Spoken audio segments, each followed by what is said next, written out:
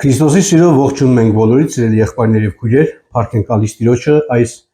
հրաշալի հնարավորությունների համար, որ կարողանանք Աստծո խոսքով մեկս մյուսի հետ կիսվելու եւ նաեւ փառք ենք տալիս այս հրաշալի տոնակատարության համար, որովհետեւ այժմ, ինչպես գիտեք, Ծաղկազարդի տոնակատարությունն է, որ բոլոր քրիստոնյա եկեղեցիները մեծ շուքով տոնում են այն։ Եվ ըստ այդմ այսօր պետք է փորձենք խոսել հենց Ծաղկազարդի մասին։ Ծաղկազարդը նախորդում է Հիսուսի հարության տոնը։ Հիսուս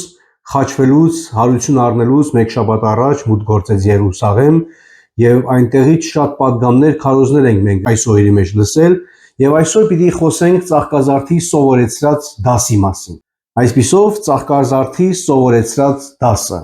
Հիսուսի աշխարհ գալուց 500 տարիներ առաջ Զաքարիան մարգարեացավ եւ իր գրքի 9-րդ գլխի 9-րդ համարում գրեց. Մեծապես ուրախացիր, ով Սիոնի աղջիկ, ցնծությամբ աղաղակիր, ով Երուսաղեմի աղջիկ, ահա քո թագավորը գալիս է քեզ մոտ, նա արդար ու փրկաբեր է, հեզ եւ էշի վրա հեծած, այսինքն էշի քուռակի, ավանակի վրա։ Այսօր ուրախության օր է։ Հիսուսի մահից մեկ շաբաթ առաջ Հիսուս որպես թագավոր մտնում է մայրաքաղաք Երուսաղեմ եւ Աստծո խոսքն ասում է քաղաքը շարժվեց։ Այժմ մի քանի համարներ պիտի կարդանք, այսինքն մի քանի կոնտեքստներ այդ իրադարձության հետ կապված, որից առաջինը գտնվում է Ղուկասի ավետարանում։ Երբ մոտեցան Բեթփագեին եւ Բեթանիային, այն լեռան մոտ, որ Ձիթենյաց է կոչվում, իր աշակերտներից երկուսին ուղարկեց եւ ասաց. գնացեք այդ դիմացի գյուղը եւ երբ մտնեք այնտեղ կգտնեք մի կապած ավանակ, որի վրա երբեք մարդ չի նստել։ Արձակեք այն եւ բերեք։ Եվ եթե մեկը ձեզ հարցնի եւ ասի, թե ինչու եք արձակում, այսպես պիտի ասեք նրան, որովհետեւ Տիրոջը պետք է սա։ Ուղարկածները գնացին եւ գտան ճիշտ այնպես, ինչպես նա իրենց ասել էր։ Եվ երբ նրանք արձակում էին ավանակին, դրա տերերն ասացին նրանց. ավանակն ինչու եք արձակում։ Նրանք էլ ասացին. Տիրոջը պետք է սա։ Եվ նրանք ավանակը բերին Հիսուսի մոտ ու իրենց հանդերձները վրան գցեցին եւ Հիսուսին նստեցրին վրան։ Եվ երբ նա անցնում էր, իրենց հանդերձներն էին փռում ճանապարհին։ Եվ երբ որ մոտեցան Ձիթենյաց լեռան զառիթափին, աշակերտների ողջ բազմությունը սկսեց ուրախությամբ եւ բարձր ձայնով օրհնել Աստծուն բոլոր այն հրաշագործությունների համար, որ տեսել էին, ասելով օրհնյալ է թագավորը, որ գալիս է Տիրոջ անունով, խաղաղություն երկնքի մեջ եւ փառք բարձունքներում, եւ ժողովրդի միջից փարիսեցիներից ոմանք ասացին նրան. Վարդապետ, հանդիմանիր աշակերտներիդ։ Հիսուսը պատասխանեց եւ ասաց նրանց. ասում եմ ձեզ, եթե սրանք լռեն, քարերն անմիջապես պիտի աղաղակեն։ Եվ երբ մոտեցավ, քաղաքը տեսավ ու լացեց նրա վրա, ասելով. գոնե այս քո օրվա մեջ գիտենայիր, թե ինչում է քո խաղաղությունը, սակայն հիմա դա ծածկվեց քո աչքերից, որովհետև օրեր պիտի գան վրադ, երբ թշնամիներդ պիտի շրջապատեն քեզ 4 կողմից, պաշարեն ու ամեն կողմից նեղեն քեզ, եւ հիմնահատակ պիտի ավերեն քեզ ու սպանեն զավակներիդ, քարը քարի վրա չեն թողնի, որովհետև չճանաչեցիր քո այցելության ժամանակը։ Կարդանք նաև Մատթեոսի ավետարանի 21-րդ գլխից առաջին 13 համարները։ Եվ երբ մոտեցան Երուսաղեմին եւ եկան Բեթփագե դեպի Ձիթենյաց լեռը, այն ժամանակ Հիսուսն իր աշակերտներից երկուսին ուղարկեց, ասելով. գնացեք ձեր դիմացի գյուղը եւ անմիջապես այնտեղ կապած մի էշ կգտնեք քուռակի հետ, արձակեք ու բերեք ինձ մոտ։ Եվ եթե մեկը ձեզ որևէ բան ասի, ասացեք, թե Տիրոջը պետք են եւ իսկույն կուղարկի։ Այս ամենը եղավ, որպեսզի կատարվի մարգարեի խոսքը, որ ասում է. ասացեք Սիոնի աղջկան, ահա քո թագավորը քեզ մոտ է գալիս, հեզ եւ էշի ու էշի քուռակի վրա նստած։ Աշակերտները գնացին եւ ինչպես Հիսուսը պատվիրել էր իրենց, արեցին։ Եվ բերեցին էշն ու քուռակը, դրանց վրա գցեցին իրենց հանդերձները եւ նրան նստեցրին վրան։ Եվ խիստ մեծ բազմություն Իրենց հանդերձները ճանապարհին փռեցին, ոմանք էլ ծառերից ճյուղեր էին կտրում եւ սփռում ճանապարհին։ Եվ առջևից եւ հետևից գնացող բազմությունը աղաղակում էր եւ ասում. «Ովսաննա Դավթի որդուն, օրհնյալ է Տիրոջ անունով եկողը,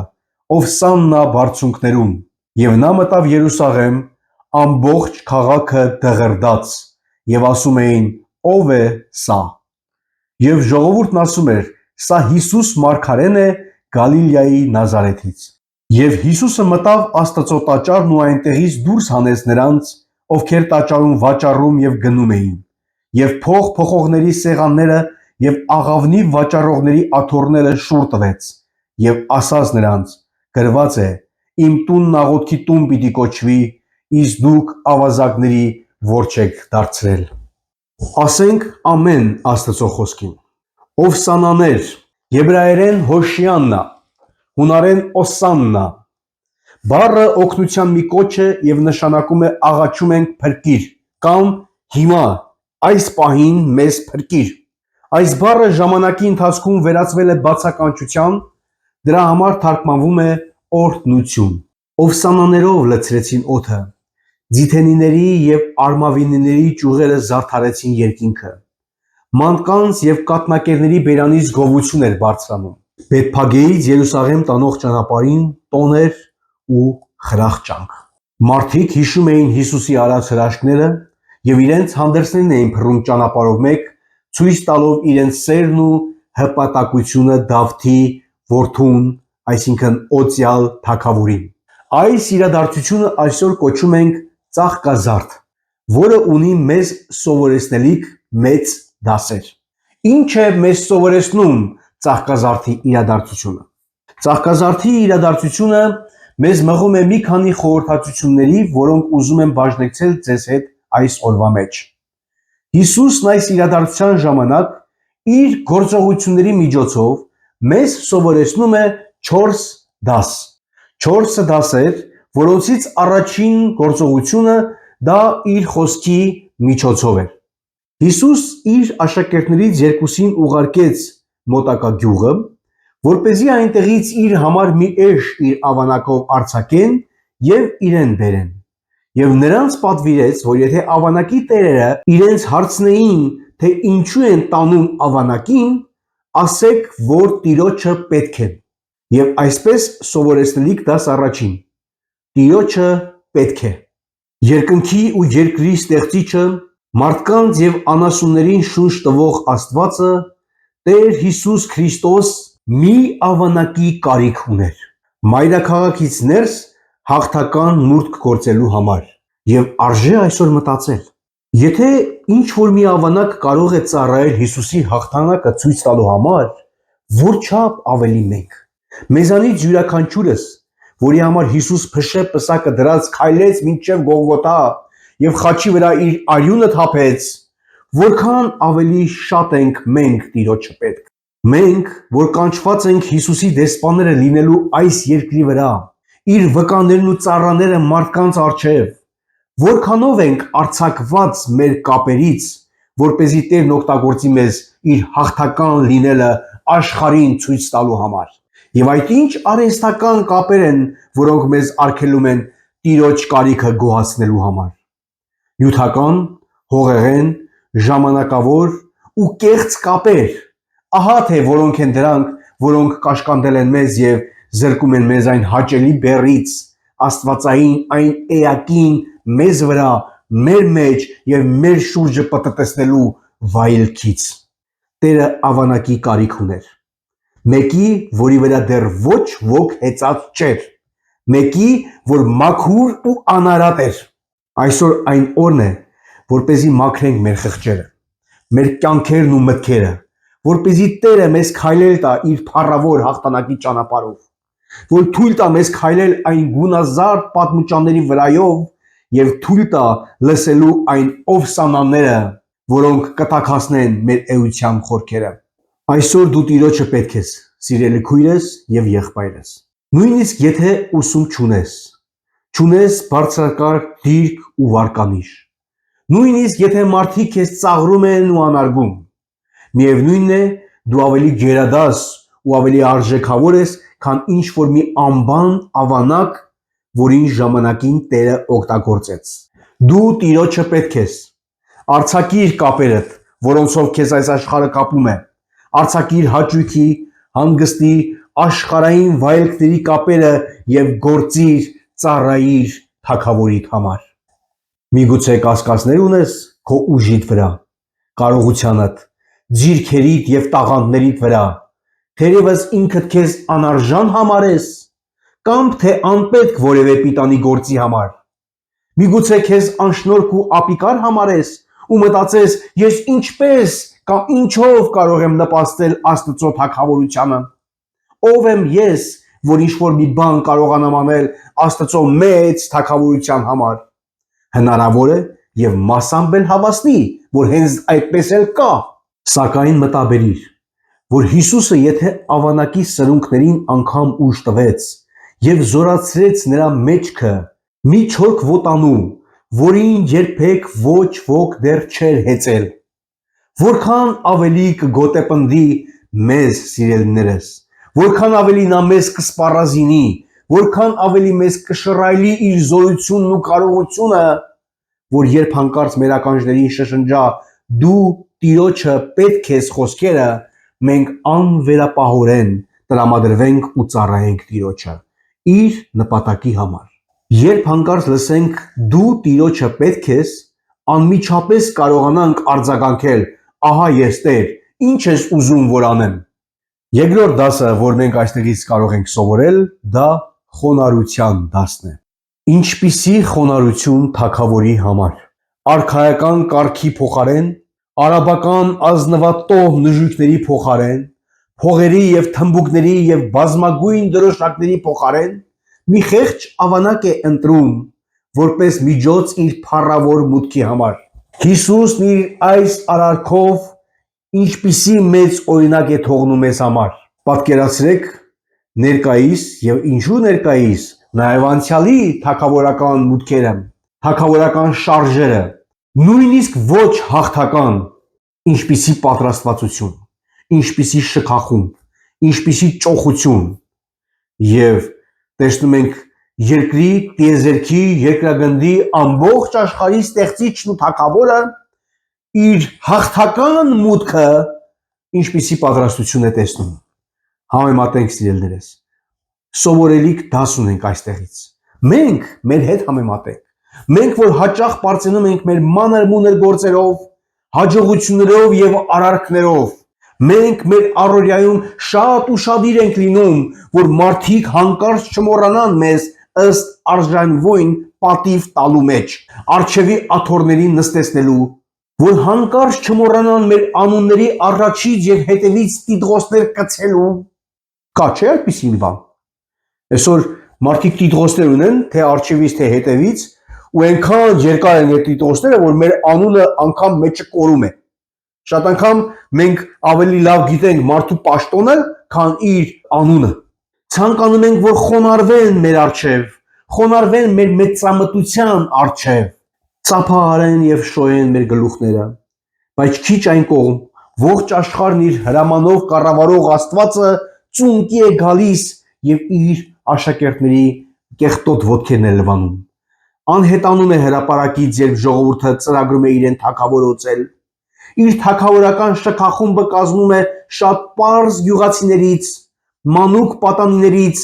որոնց դրոշակները ծառերի կանաչ ճյուղերն էին եւ որոնց փառքը իրենց գետին նետված պատմուճանները։ Ինչպիսի տարբերություն մեր եւ մեր թագավորի միջև։ Մի թագավոր, որ ավանակն է ընտրում մարգարեությունը իրականացնելու համար։ Ծաղկազարդը այսօր մեր խոնարհության դաս ունի սովորեցնելու։ Հիշեք սիրելիներս, որ այսօրվա մեր զարդարող սիրամարգի փետուրները Տիրոջից մեզ տրված նվերներն են։ Պողոս առաքյալն ինքն իրեն կոչում է նվաստ, նվաստ մեկը։ Կարող եք սերտել բառարաններով նայել, թե ինչ նշանակություն ունի նվաստ բառը։ Մեղավորներից մեծագույնն է նշում իրեն։ Ամենամեղավորը, ստրուկ, ծառա, աշակերտ, հետ չի բռնում այսօրվա տիտղոսների հետ, վերա, գերա եւ այլ պատվելիներ։ Գրիգոր Նարեկացին հայերենում գտնվող բոլոր ածականներն օգտագործում է իր ոչնչությունը ցույց տալու համար։ Մենք այսօր ինչ որ ենք եւ ինչ որ ունենք, այդ բոլորի համար Տիրոջն ենք պարտական։ Իր շնորհիվ է, սիրելիս։ Իրենն են մեր դրամն ու տաղանդները, խելքն ու ֆիզիկական ուժը։ Ուրեմն այս ամենը գիտակցելով խոնարհությամբ գործածենք Տիրոջ համար, իր թագավորության տարածման համար եւ համարձակորեն վկայենք, որ Տերը տվեց, Տերը առավ, օրհնյալ լինի Տիրոջ անունը։ Ժողովուրդը իրենց հագուստները փռել էին ամբողջ ճանապարհին։ Հագուստը դա մարդու պատիվն է, մարդուն ներկայացնողը, նրա գրավչությունն ու զարդարանքն է, համենայն դեպս այն ժամանակ հագուստը նաև մարդու կապիտալն էր։ Այն ժամանակ մարդը մեկից ավել հագուստ շատ քչեր ունեին։ Դրա համար է ասում, եթե մեկը երկու հագուստ ունենա, թող մեկը տա մյուսին։ Այն ժամանակ հագուստը ոնց որ այսօր մեկը երկու տուն ունենա։ Հագուստը կապիտալ էր այն ժամանակ։ Ամեն մարդ չէր, որ կարող էր թույլ տալ իրեն երկրորդ հագուստ ունենալու։ Նման զգեստապահարաններ, որոնք որ ճկվում են ծանրությունից այս օրերի մեջ։ Հագուստը այն ժամանակ կարող եք ուսումնասիրել, թե ինչ նշանակություն է ունեցել եւ հագուստը ինչ խնդիրներ է ունեցել, բայց հագուստը մարդու գրավչությունն ու զարդարանքն էր։ Թագավորները սովորական մարդկանցից տարբերվում էին իրենց հագուստներով, հրամանատարները եւ զինվորները իրենց համազգեստներով, հարսանքավորները իրենց հարսանիական զգեստներով, սգավորները իրենց սևազգեստներով։ Ինչ հաճելի է, երբ մեր լավագույնը տրամադրում ենք Հիսուսին։ Մեր պատիվը, մեր փառքը, մեր պարծանքը լինող որքան շատ նյութական բաներ կան, որոնք մեզ պաշարել են եւ իրենց գերին են դարձրել, որոնց կապանքներից ազատվելու կարիքն ունենք։ Ինչեր ենք մենք սիրում, ինչի վրա ենք ամենից շատ ժամանակ հատկացնում, ինչերն են ամենից շատ մեր մտքերը զբաղեցնում, ինչերի վրա ենք մեր գրպանները դատարկում, ինչերի համար ենք մեր քունը կորցնում, դրանք բոլորը սիրելիներս փռենք Հիսուսի ոտքերի տակ, որպեսզի նա հաղթականորեն անցնի դրանց վրայով, որպեսզի մեր պատիվը ոչ թե հնացող հագուստները լինեն կամ որևէ նյութական բաները, այլ մեր պատիվը լինի թագավորին դիմավորող շքախմբի մաս կազմելը։ Ովսաննա, փրկիր մեզ աղաղակողների մեջ լինենք մենք եւ հետո ապրենք փրկված լինելու հաճույքը։ Ծաղկազարդի սովորելիք երրորդ դասը դա մաքրությունն է, մեր երրորդ խորհրդածությունը։ Հիսուս Երուսաղեմ հասնելուց հետո գալիս է եւ առնչվում է տաճարի այցելությանն ու տաճարը մաքրելու իրադարձությանը։ Գրված է, թե իմ տունը աղոթքի տուն է, հայտարարեց Հիսուսը եւ խարազանը քաշելով կործանեց փողողների սեղանները եւ աղավնի ծախողների աթոռները։ Աստված սուրբ Աստված է եւ որքան էլ որ ողորմած լինի, նա չի հանդուրժի, որ իր տաճարը վերածվի շահամոլության, դրամասիրության, ստի եւ կեղծիքի մի վայրի, որ աստվածապաշտության երևույթը կա, բայց հոգին բացակա է։ Երուսաղեմի տաճարը մեր անհատական տաճարների խորհրդապատկերն է, սիրելիներս։ Մեզանից յուրաքանչյուրը իր էության մեջ ունի մի տաճար, որը պետք է սուրբ պահել եւ հեռու պահել աշխարհի բոլոր տեսակ աղբերից։ Մի քանի համարներ կարդանք։ Առաջի Կորինթացիների 3:17 համարներում ասում է. եթե մեկն Աստծո տաճարն ապականի, նրան էլ Աստված կապականի, որովհետև Աստծո տաճարը սուրբ է, որ դուք եք։ Մեկ այլ տեղ ասում է. սակայն բարձրյալը ոչ թե ձեռագործ տաճարներում է բնակվում, ինչպես Մարգարեն ասում է Գործ Կառաքելոց 7-րդ գլուխ 48 համար։ Կամ թե չգիտեք, որ ձեր մարմինները Սուրբ Հոգու տաճար են, որ ձեզանում է, որ նրան Աստվածանից ունեք եւ ձերինը չեք, առաջի Կորինթացիների 6-րդ գլխի 19 համար։ Նաև երկրորդ Կորինթացիների 6-րդ գլխի 16 համարում ասում է. կամ ինչ համարձակություն ունի Աստծո տաճարը կուռքերի հետ, որովհետև դուք կենդանի Աստծո տաճար եք։ Ինչպես Աստված ասեց, թե նրանցում կբնակվեմ եւ նրանցում ման կգամ եւ նրանց Աստված կլինեմ եւ նրանք իմ ժողովուրդ։ Գուցե մի քիչ մանրանանք այս թեմայով։ Մեր մարմինները Աստծո տաճարներն են եւ կարիք ունեն մաքրման։ Ինչպիսի մեծ պատիվ Աստված մեր մարմինները համարում է որպես տաճար, իր բնակության վայր, եւ դա գիտեք, որ շատ մեծ պատիվ է մարդու համար։ Ինչպիսի մեծ պատիվ Աստծո կողմից մեզ տրված, բայց միևնույն ժամանակ ինչպիսի մեծ պատասխանատվություն։ Եթե այսօր մենք մեզ քննենք, ամեն մեկը դու քեզ քննես, ես ինձ քննեմ, եթե մենք մեզ քննենք, որքան բաներ կգտնենք մեր մեջ, որոնք պետք է մաքրվեն։ Պետք է արդյոք սпасել Քրիստոսի խարազանին, որ մեր կյանքերից դուրս վռնդվեն անցանկալի կուրքերն ու անհաճելի աղբերը։ Ինչ անենք, սпасենք, որ նա ծեծելով եւ վիրավորելով ցավեցնի մեզ, որպեսզի մենք խելքներս գլուխներս հավաքենք։ Մենք որքան շատ առատորեն լսում ենք Աստծո սրբության մասին, նրա արդարության, նրա սիրո ու նրա փրկարար շնորհքի մասին, եւ այսքանից հետո ինչու պետք է մեր կյանքերը խճճվեն այս աշխարհի, այսինքն սատանայի նյութական բաներով։ Ինչու չունենանք ավելի մաքուր խղճմտանք, ինչու չլինենք ավելի սիրող, համբերող, ծառայող, կարեկցող, տվող եւ տրվող, զոհող եւ զոհվող, ինչու չլինենք ավելի խաղաղ եւ Տիրոջ մեջ ավելի ուրախ։ Ինչու Քրիստոսը չլինի մեզ համար ավելի նախապատիվ, բայց դրան հակառակ, ինչու մեր տաճարներն աղտոտենք այս կյանքի ամբարտավանությամբ եւ ունայնությամբ։ Այս տոնի կապակցությամբ Հիսուս այսօր պետք է այցելի մեր տաճարները։ Նա ուզում է այնտեղ պաշտամունք կատարել եւ ոչ թե դատապարտություն։ Եկեք թույլ տանք, որ նա նստի մեր էության կենտրոնական աթոռին եւ ղեկավարի մեր կյանքերը։ Վայ նրան, որ մի օր հանկարծ նա իր սրբության եւ արդարության սուրը սրի մեր հավիտենական կորուստը վճռելու համար։ Աստծո տաճարը սուրբ է, որը եւ դուք եք։ Մաքրեք ձեր տաճարները, ձեր մտքերի երևակայությունը, ձեր լեզուներն ու ականջները, ձեր աչքերն ու ձեռքերը, թող ձեր էությունը պատիվ բերի իր սրբությանը։ Այդ սրբությունը, որը հիմա տեսնում ենք, կարծես թե հայելու մեջ, գալու է մի օր, որ նրա հետ դեմ առ դեմ պետք է լինենք, եւ այդ ժամանակ, երբ տեսնենք հրեշտակներին, որոնք իրենց երեսներն էին ծածկում աստվածային սրբության առջև, երբ տեսնենք Մովսեսին, որի դեմքը լուսավորվեց եւ այդ սրբության ներկայությունից, այդ ժամանակ նոր կհասկանանք եւ նոր կանդրադառնանք, թե որքան եւ բարեգութ եւ ողորմած էր Տերը այն ժամանակ, որ մեզ խնայեց ու չվերացրեց կամ չսպառեց, երբ մենք մեր տաճարները վերածել էինք պղծության շուկաների։ Եւ նրանց ասաց. գրված է, թե իմ տունն աղոթքի տուն է եւ դուք նրան ավազակների այր եք արել։ Ղուկաս 19:46։ Մի քիչ էլ առաջ գնանք։ Այսօր Հիսուս այցելելու է նաեւ մեր եկեղեցին։ Ամեն մեկս դնենք մեր եկեղեցու անունը։ Այսինչ ավետարանական, մկրտական, այսինչ հոգեգալստական, տարբեր Քրիստոսի տարբեր եկեղեցիներ։ Ամեն մեկս մեր եկեղեցու անունը դնենք, որը իր տաճարն է, շինված հավատացյալներով, իր զավակներով, որպես կենդանի քարերի։ Չեք կարծում, որ նա խարազանը պիտի քաշի մեր եկեղեցին մաքրելու համար։ Միգուցե արդեն այդ գործընթացի մեջ է իմ եւ քո եկեղեցին։ Այո,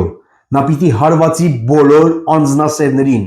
նյութապաշտներին, բամբասողներին ու չարախոսներին, բոլոր նրանց, որ շատ լավ տեսողություն ունեն իրենց եղբոր աչքի միջի շուղը նկատելու մեջ, որոնք շտապում են հանելու այն, բայց իրենց աչքի մեջ գերաններ են լող տալիս։ Բոլոր պատեհապաշտները, գիտեք ովքեր են նրանք։ Դիրքի պաշտոնի հասնելու համար գործի շահերը, հասարակական կողմը անտեսող եւ իր կոմֆորտով առաջնորդվող մարդ, մեկ բառով կարիերիստ, կարիերա սիրող, եւ բոլոր այդ պատեհապաշտները, նախանձները, ծույլերն ու կեղծավորները, բոլորը կանցնեն խարազանի տակով։ Ծաղկազարդի այսօրը թող որ մեզի առիթ տա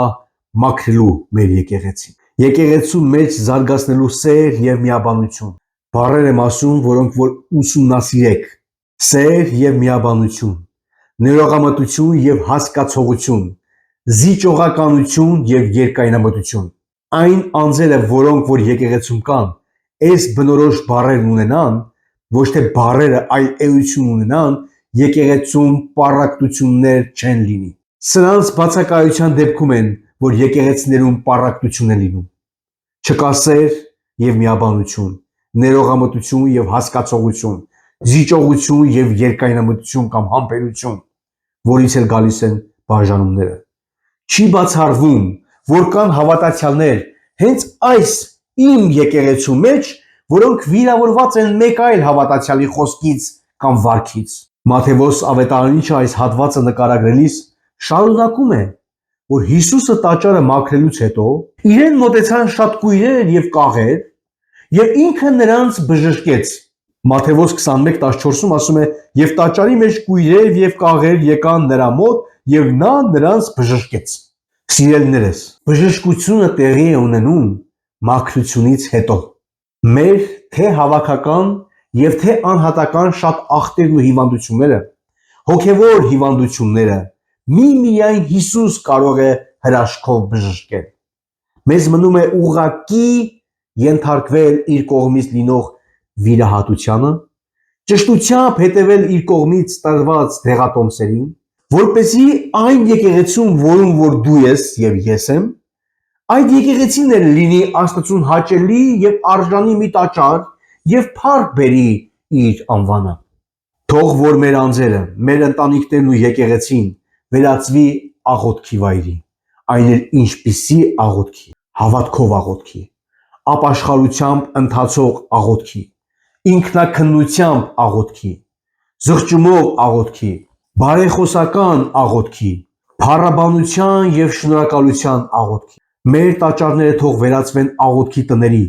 ամեն վայրկյան քնած թե արթուն վիճակում թող մեր շրթունքները աղոթք շշնջան առ Աստված, քանի որ Աստված հաճույք է ստանում մեր ձայները լսելուց։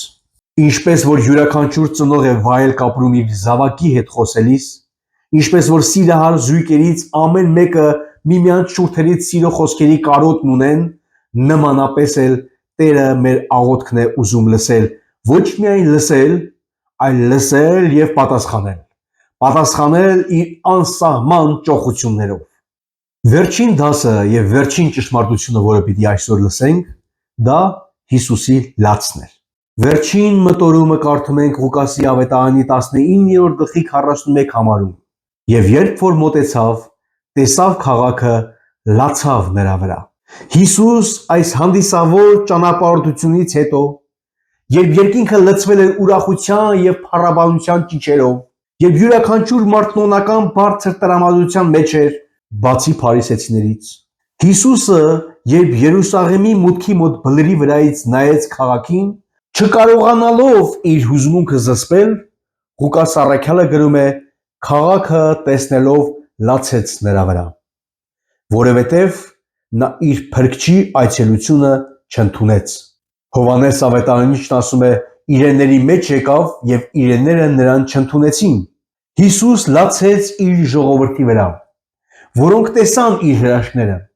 կերան իր տված հացն ու ձուկը, լսեցին իր երկնային խոսքերը, բայց իրենց այցելության օրը չճանաչեցին։ Ընդհակառակը, մի օր իրեն թագավոր հայտարարեցին, իսկ մեկ ուրիշ օր էլ, որպես ավազակի խաչել նրան գոռացին։ Հիսուսի գութը շարժվեց իր ժողովրդի վրա։ Որքան անկայուն նկարագիր ունեին նրանք, որքան շուտ են ազդվում սատանայի կեղծ խոսքերից, որքան անկայուն նկարագիր ունենք ես եւ դուք, սիրելիներս։ Երբ ինքը հավիտենական կյանքի խոսքեր էր խոսում, նրանք ժամանակավոր ակնկալիքներ ունեին իրենից։ Երբ ինքն ուզում էր իրեն ընդունել տար որպես տերերի տեր եւ թագավորած թագավոր, նրանք ուզում էին նրան տեսնել Դավիթի փխրուն գահի վրա։ Երբ նա ուզում էր իրենց հոգիները ազատել մեղքի կապանքներից, նրանք ժամանակավոր ազատության էին տենչում, իրենց ցանկությունը ներկայիս կապանքներն էին, ազատվել հռոմեական կայսրության ձեռքից։ Եվ երբ իրենց մարդկային փափակներն ու երազանքները չիրականացան, մերժեցին իր երկնային անհատույց պարգևը։ Որքան կարճամիտ են եւ կարճատես է մարդ արարածը։ Արդյոք Հիսուս այսօր էլ չի լացում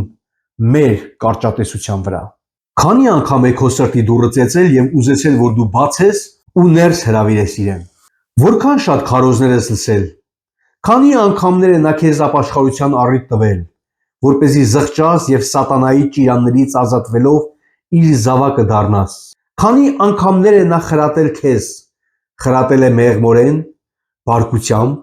խոսել է քեզ հետ գուրգուրանքով կամ գավազանով, որպեսզի գիտակցության գաս, բայց մինչ օրս դեռ խստացնում ես սիրտդ, բայց դեռ համառություն ես ցուցաբերում եւ անտեսում իր հրավերը։ Հիսուս այսօր լացում է քեզ համար։ Լավ մտածիր, սիրելի անմահուկի։ Լացողը մայրդ չէ, ոչ էլ կինդ կամ քույրդ։ Նա քո ստեղծիչդ է, որ քեզ ազատ կամք է տվել եւ այսօր լաց է լինում քեզ համար, որ այդ տրված ազատությունդ օգտագործում ես մեղք գործելու համար։ Հիսուս այսօր լացում է մեզ համար, որպես եկեղեցի եւ հավատացյալների խմբի, եւ շարունակում ենք անհնազանդ լինել իր պատվիրաններին, որ գործի չենք դնում մեր իմացածը, չենք վկայում մեր գործի դրածը։ Շատ ենք խոսում,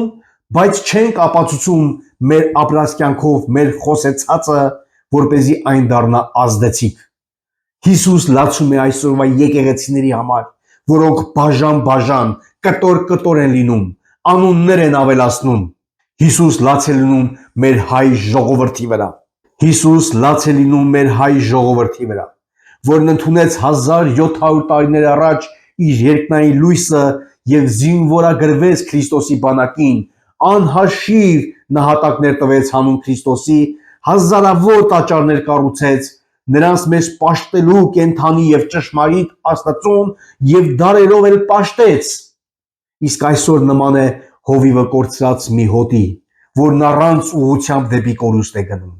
Այնքան քիչ են անկեղծ եւ հոգեվոր առաջնորդները, այնքան քիչ հոգեվոր սնունդ է ստանում, այնքան քիչ է աղոթում եւ այնքան քիչ է պաշտում ճշմարիտ Աստծուն, որ վախենում ես կոչել քրիստոնյա ազգ։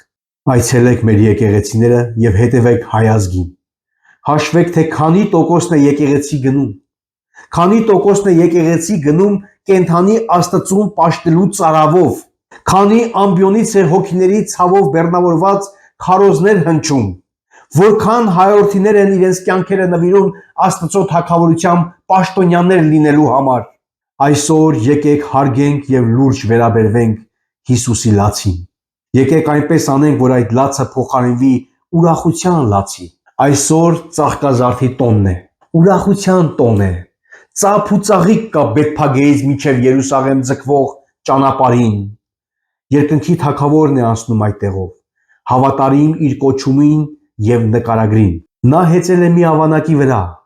բայց 4 կողմ թնդացող ցնծության ճիչերը իրեն չեն հարբեցնում։